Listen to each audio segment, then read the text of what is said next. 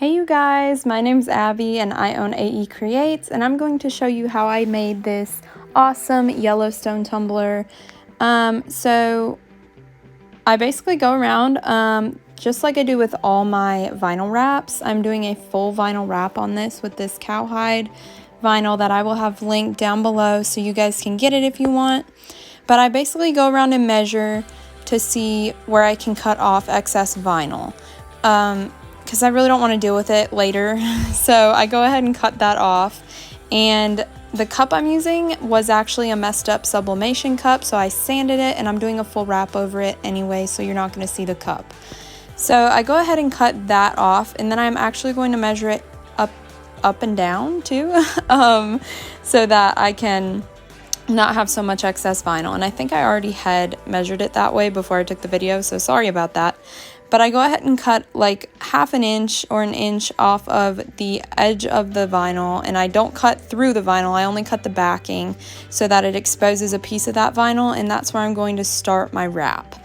So I basically just take it and make sure that the vinyl looks pretty straight.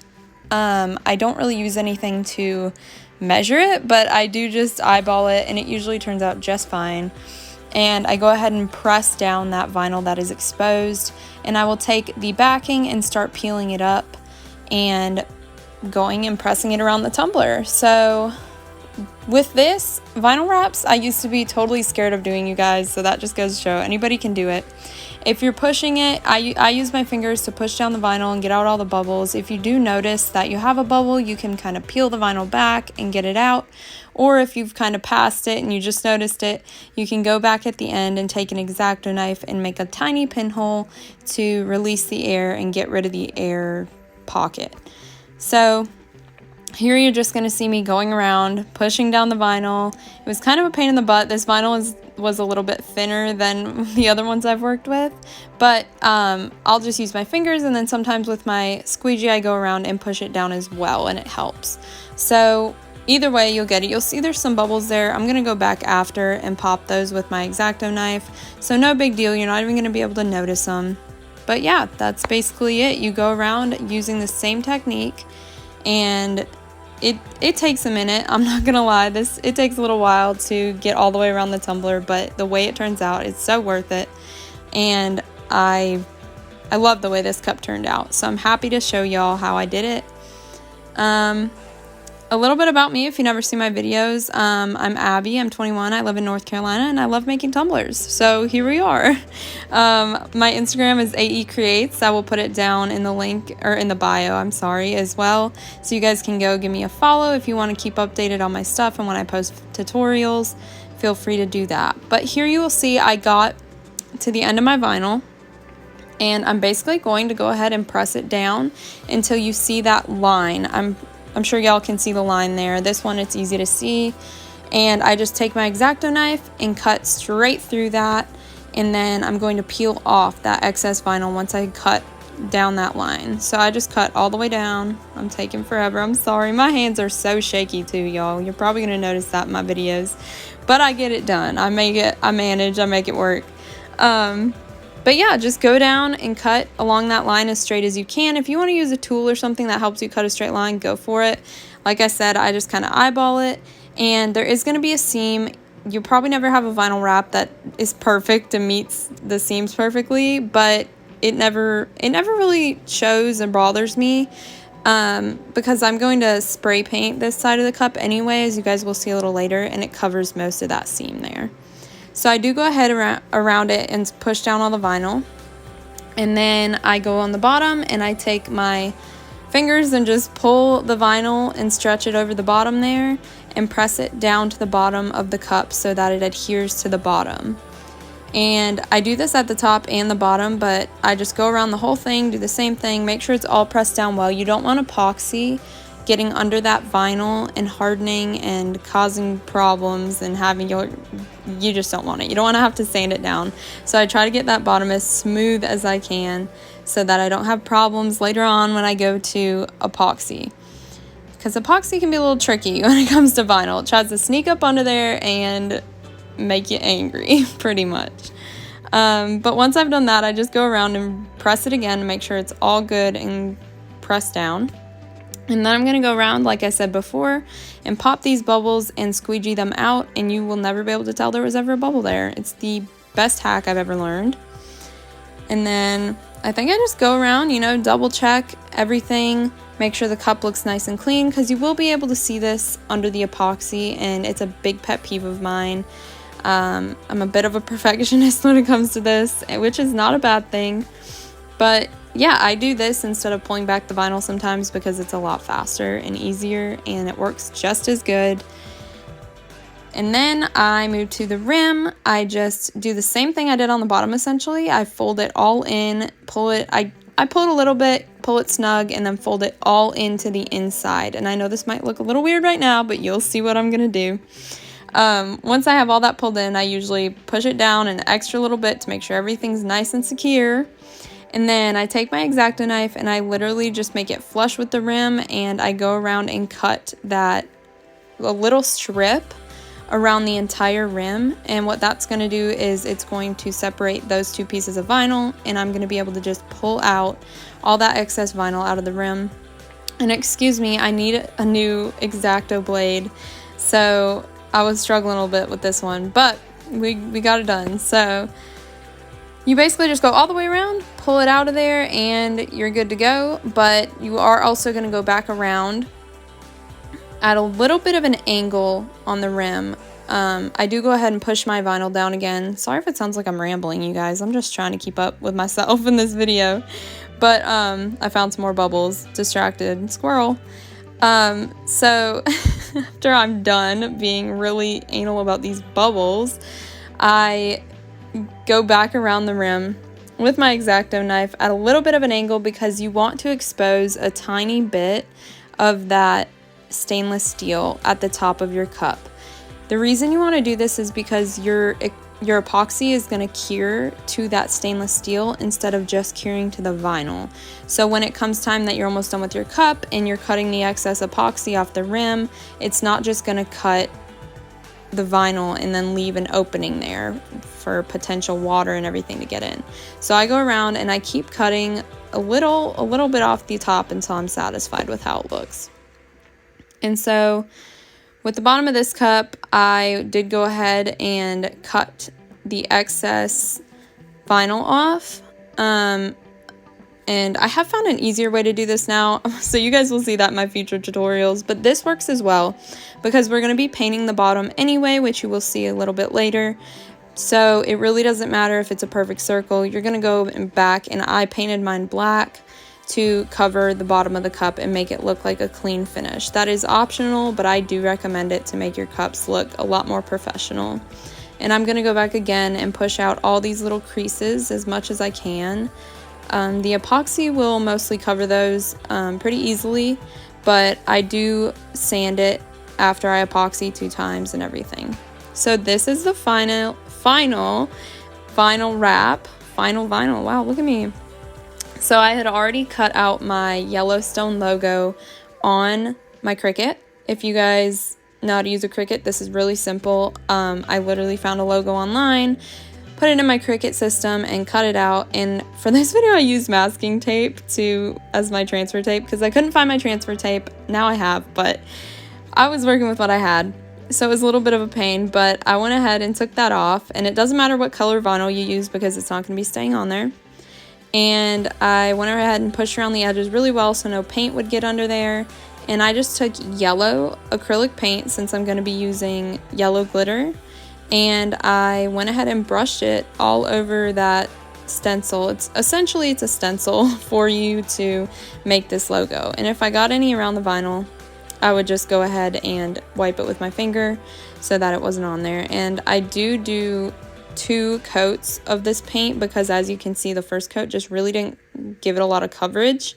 So I do like to do 2 coats of this before I apply my glitter. And this is another reason you really want to make sure your vinyl's pushed down well, is so that when you're brushing this paint all over in different directions, it's not getting underneath that vinyl and ruining your clean look finish. So get you a good Get you. Wow, look at me. Get a good thick coat of paint on that, over that logo. And then I let it dry for about 20 minutes. Acrylic paint usually dries pretty fast.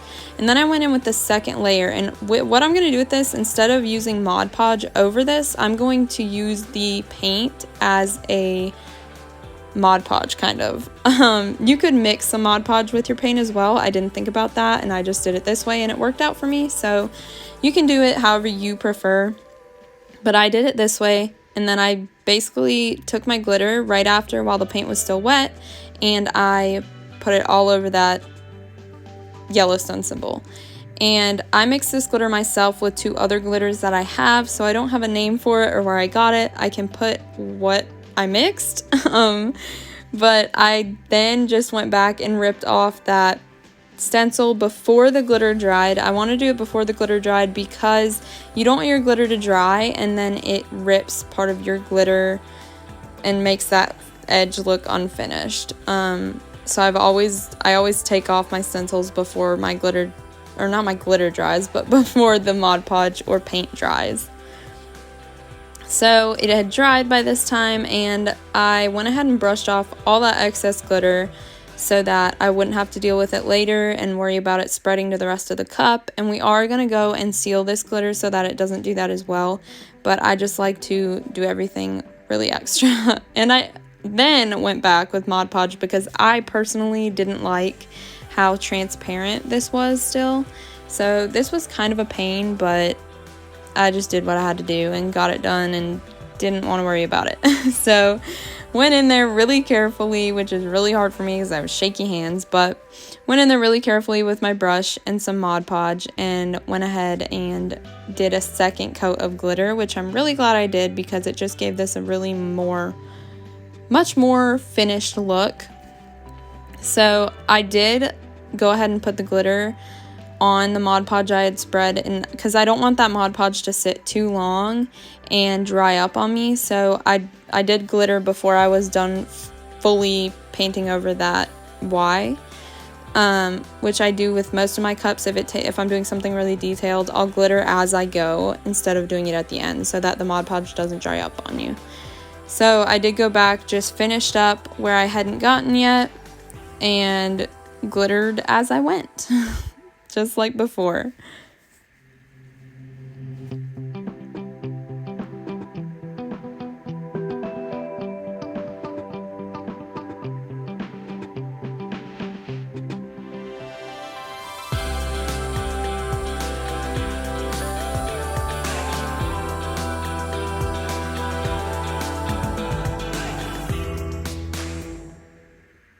So once I finished this, I let it dry for 30 minutes and brushed off the excess glitter.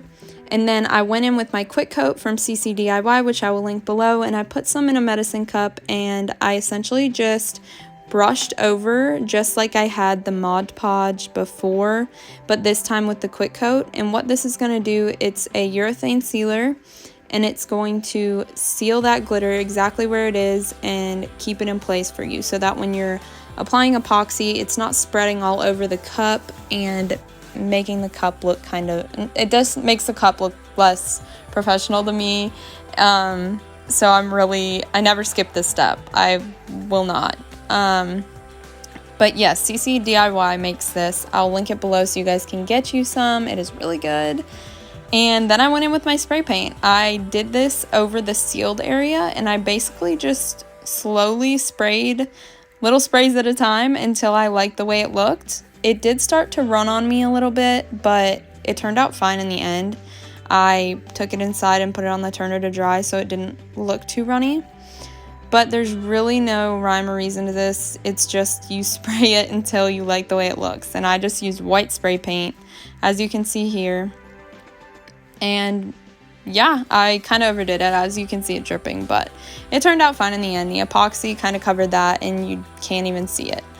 And the water slide as well. But this is how it looks. I was very satisfied with it actually. It looks kind of bleached out. And now I just went in with my water slide. This is clear Waterslide paper. I'm not really going to go in how to use water slides other than you put them in the water after you print them. I had sealed this one 3 times with a acrylic sealer. And then I let it sit in that water for a little while until I realized it was ready to be put on and it was peeling away from the paper. I also do wet down my cup a little bit so I have some room to move the water slide around. And I can do a video on water slides more if you guys want to learn more about them, but there's a lot of awesome videos on YouTube on how to use water slides. And then I basically just slowly peel the paper away from the water slide as I go until I like where it is positioned. And once I get it on there, I will be able to move it around a little bit more. I try not to do too much because I've had them bleed and it just doesn't look as good. So I pretty much had it exactly where I wanted it on this cup. And you're going to need a silicone brush to go back and get all that excess water out from under there. That is really important because you don't want that to show under the epoxy, and it definitely will, I promise you. So go ahead and make sure you get all that water out from under there. And then I usually just take a dry paper towel and dab it on top of the cup and until the water slide is pretty much dry. But I do also let it dry by itself for around like an hour before I apply epoxy, just to make sure all that water got dried out of there and it's not going to show under my epoxy when I go to do my final coats.